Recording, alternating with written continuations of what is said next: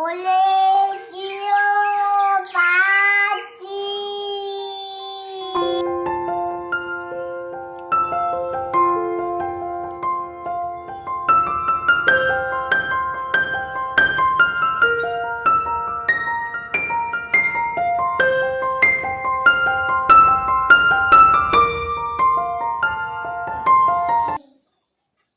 খেতে ভালোবাসে বলে সারাক্ষণ বিস্কুট আর বিস্কুট। সকালবেলার জন্য আমি আর মেয়ে এই যে রুটি খাবো, গোলা রুটি করেছি। ভালো লেগেছে? ভালো লেগেছে? ভালো লাগেনি? বাহ, খেয়ে নাও।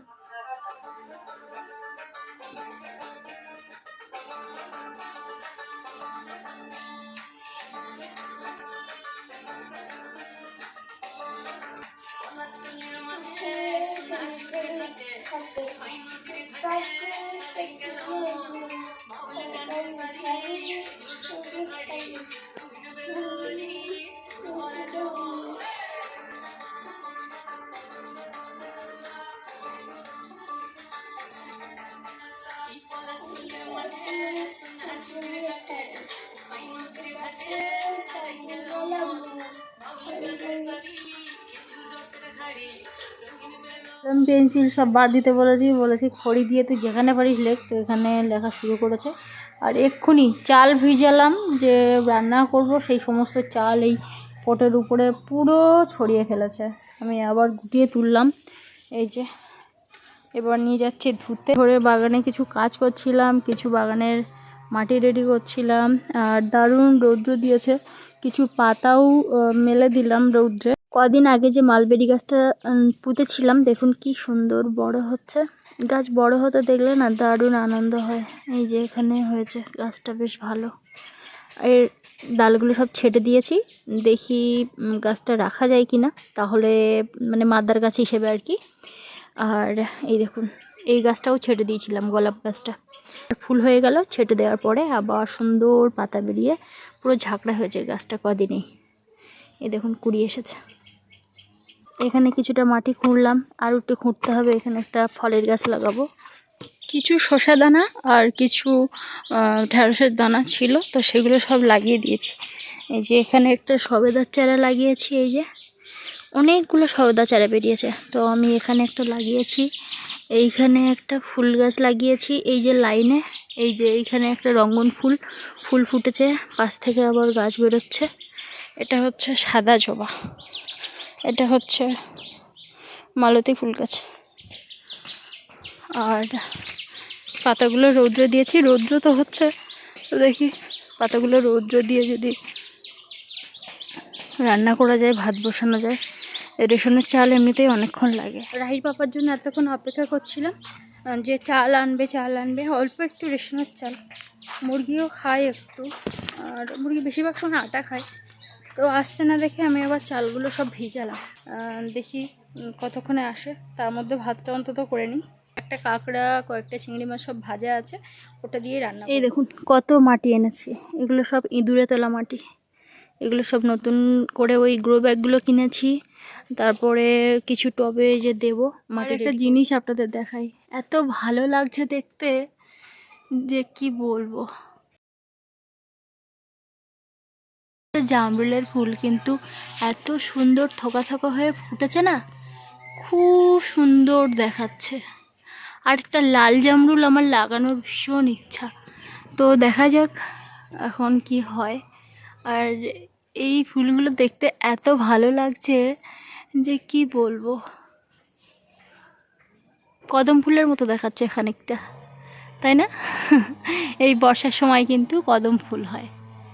সকালবেলা উঠে আমি আগে ভিডিও এডিট করে গেছি, আপলোড করি, কিন্তু সেই 11টা বেজে যায়। মেয়েকে খাওয়াতে, ঘুম পাড়াতে, তারপরে এডিট করে ভয়েসের দিতে কত বাজে, ডিলিট করতে হয়, এই সব করতে করতে না অনেকটা সময় চলে যায়। সেই আমার 11টা হয়ে যাচ্ছে। 11টার সময় কেউ ব্লগ দেখবে এটা আশা করা যায় না, যার জন্য ভিউজ এমনি কম, আরও কমে গেছে। এটা সম্পূর্ণ আমার দোষে, একদম সময় পাচ্ছি না যদিও। ওই জন্য আমি আজকে একদম একটা ভিডিও পুরো রেডি করে রেখেছি, সকাল সকাল আপলোড করব। আবার একটা নতুন উদ্যোগ নিয়ে চেষ্টা করব যে আবার মানে তাড়াতাড়ি ছাড়তে পারি কিনা।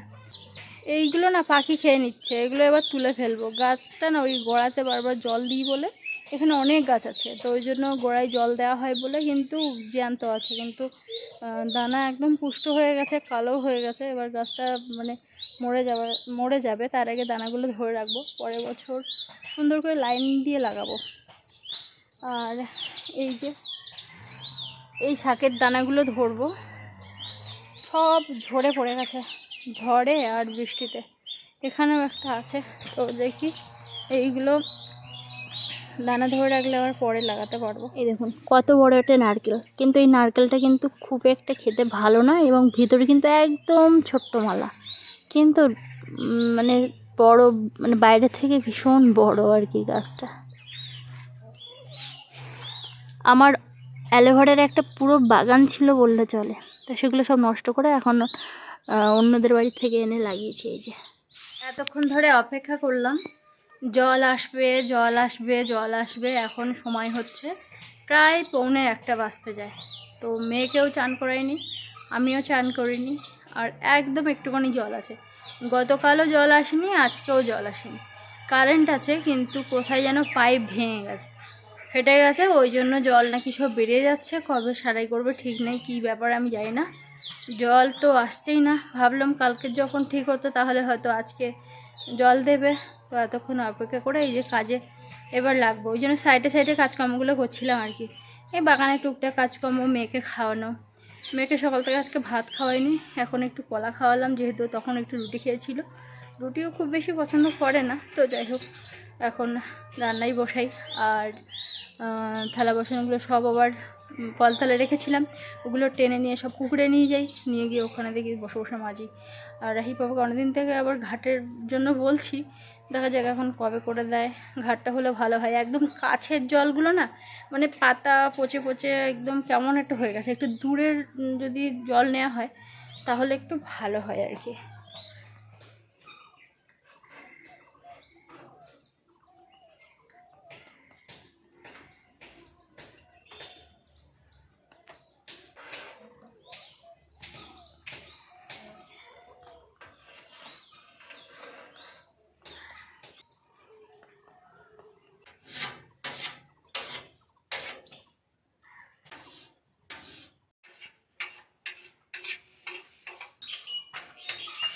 পাতাগুলো এনেছি, এখন পাতা দিয়েই এবারে রান্নাটা করে নিই। এতক্ষণ ধরে একটু ওয়েট করছিলাম, পাতাগুলো শুকিয়ে গেলে ভালো হয়।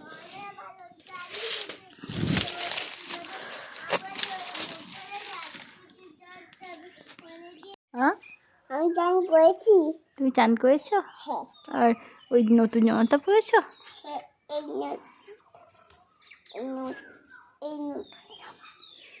ওইটা পরেছো? হ্যাঁ। তাই? বাহ, স্কার্টটা খুব সুন্দর দেখাচ্ছে। খোলা যায়। তাই? হ্যাঁ। ওরকম করে ঘোরা যায়? আর চুলে খুলে বোঝায়। আর আস্তে আস্তে খুলে কিচ্ছু হয় না। তাই? ওই নাম রেখেছি বনলতা, এই গানটা বলো। নাম লেগেছি বনলতা, যখন থেকে হয়তো বা জীবনে তোমায় ভালোবেসে। বনলতা বনলতা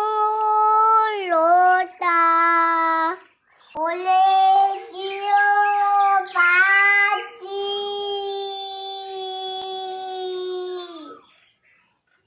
ওলে গিয়ে বাঁচি, ওলে। আরে বল, খোলদার খোল লাগলো যে দোল। খোলটায় ঘোল লাগলো যে ঠোল, তাই খোলটায় খোল। ঠোলে বনদলে লাগলো যে ঠোল, তাই খোলটায় খোল, তাই খোলটায় খোল। রাঙা হাসি রাঙা লাচি লাচি অযোগে বালাচ্ছি, গেছি বনলতা যখন থেকেছি, হয়তো বাজি বনলতা যখন থেকেছি, হয়তো বাজি ক্ষণে তোমার ক্ষণে তোমার ভালোবেসেছি। বনলতা বনলতা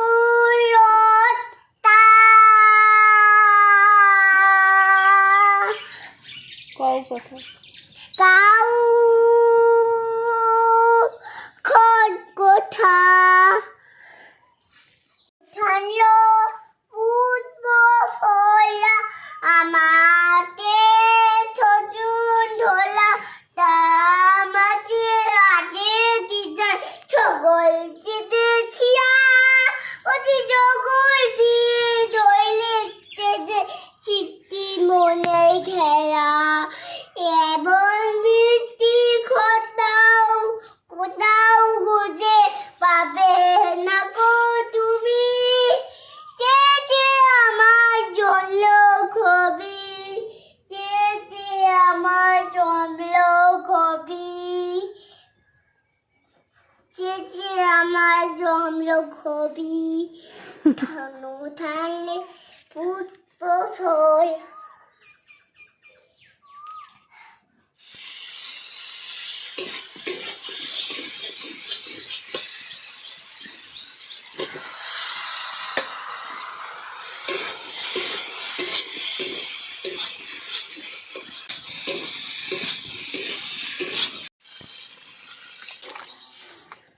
সময় এখন হচ্ছে 3:36, এখনো চান করতে পারলাম না। চান করবো, একটু আগেই জল এসেছে, তো এতক্ষণ ধরে অপেক্ষা করেছিলাম। রাহির পাপা একটু আগে এলো, চাল নিয়ে এসেছে, চাল বাড়াতে ছিল, তো চাল নিয়ে এসেছে আর মেয়ের জন্য একটু দই এনেছিল। আর এখন করছে চান। প্রথমে একদম ঘোলা কালো জল বেরিয়েছে, 2 দিন পরে জল এসেছে, 2 দিন পরে জল এসছে। তাছাড়া হচ্ছে পাইপ ফাটা ছিল, তো যাই হোক জল তো এসেছে, এটাই অনেক। আর ওই গাছে দেখুন শালিক পাখি বাসা করেছে। এই নিয়ে প্রায় ওরা অনেকবারই বাসা করলো, এখানেও বাসা করেছে, ওখানেও বাসা করেছে। দুদিন পর মুরগি একটা ডিম পারলো, তো আবার সেই ওই সাইডের দিকে ঢোকা তো যায় না, আমি লাঠি দিয়ে দিয়ে কোনো রকমে আনলাম। আর ভীষণ বড় একটা বিছে ওর মধ্যে, তো মুরগি দেখলে খেয়ে ফেলে, মানে মুরগিকে কামড়ালে মুরগি জানি মারা যায়, কিন্তু মুরগি আবার বিছেকে ধরে খেয়ে ফেলে আর কি। তো যাই হোক এনে ধুতে গিয়ে আর ভেঙে, তো একদম ভেঙে ভেঙে গেছে বলে আমি তাড়াতাড়ি করে একটা বাটিতে ঢাললাম, ঢেলে দেখি একটুখানি ভাজা করে দেখি। পাতাগুলো আর গুছাইনি, থাক, আবার তো কালকে রান্না করতে হবে। এখন আমি আর সোনাই বেরিয়েছি একটু রাস্তার দিকে ঘুরতে। জল যা আছে রাতের মতো হয়ে যাবে, জল যা আছে রাতের মতো হয়ে যাবে, তো ওই জন্য আমি আর জল আনবো না, একেবারে কালকে সকালবেলা জল আনবো।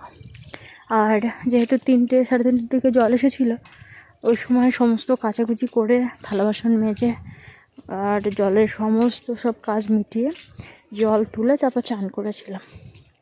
একটু আগে খেলাম, এখন সময় হচ্ছে 5:47।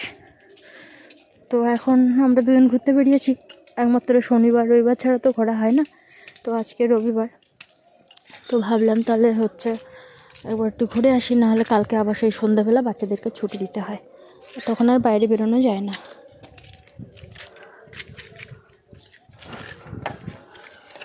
ওখানে গিয়ে এক্ষুনি খাতাটা আনলো, ভীষণ ভেজাল করছিল, খাতা দাও করে, আর যে খাতাগুলো ওর ছিল মোটামুটি সবই শেষ।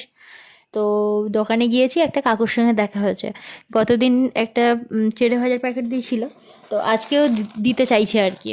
তো প্রথমেই চিড়ে ভাজার প্যাকেটটা যেই দিয়েছে বলছেন না আমি চিড়ে ভাজা চাই না, আমি খাতা চাই, খাতা দাও বলে পাগল করে দিচ্ছে। তারপর দোকানদার বলল ঠিক আছে ওকে আগে খাতাটা দিই, তারপরে চিড়ে ভাজা দিলে হয়তো নেবে। তো খাতাটা দেওয়ার পর ও যখন হাতে খাতাটা নিয়েছে তখন ও যে খাতাটা দেওয়ার পর ও যখন খাতাটা হাতে নিয়েছে তখনই আর কি চিড়ে ভাজাটা নিল। তো যাই হোক এখন লেখা শুরু করবে। ও লেখো, লেখো, এই যে এই অটা লেখো, আগে মাত্রা দাও, এর মাত্রা আছে, লেখো এইখানে এইখানে, এখানে সোজা মাত্রা দাও, মাত্রা দাও, দাও একটু বড় করে দাও, একটু দাও, ব্যাস এবার আ দাও, এই যে আ, এমন দাগ না আছে। হ্যাঁ হ্যাঁ, ওয়ারের পাশে দাগ দিলেই আ হয়ে যায়। এবার ওয়া দাও, হ্যাঁ হ্যাঁ, বাহ। ওয়াইটা এখানে না একটা গোল করে দিতে হয়, এই দেখো। হ্যাঁ ঠিক আছে, ছেড়ে দাও। এবার হর্ষই দাও, হর্ষই দাও। এ দেখো হর্ষের মাত্রা আছে, যেগুলো মাত্রা আছে ওইগুলো দেবে, বাকি দেবে না। মাত্রা দাও, মাত্রা দাও, আগে ওই লাইনেই মাত্রাটা দাও। উপরের লাইনে দিতে হতো, হ্যাঁ ওখানে।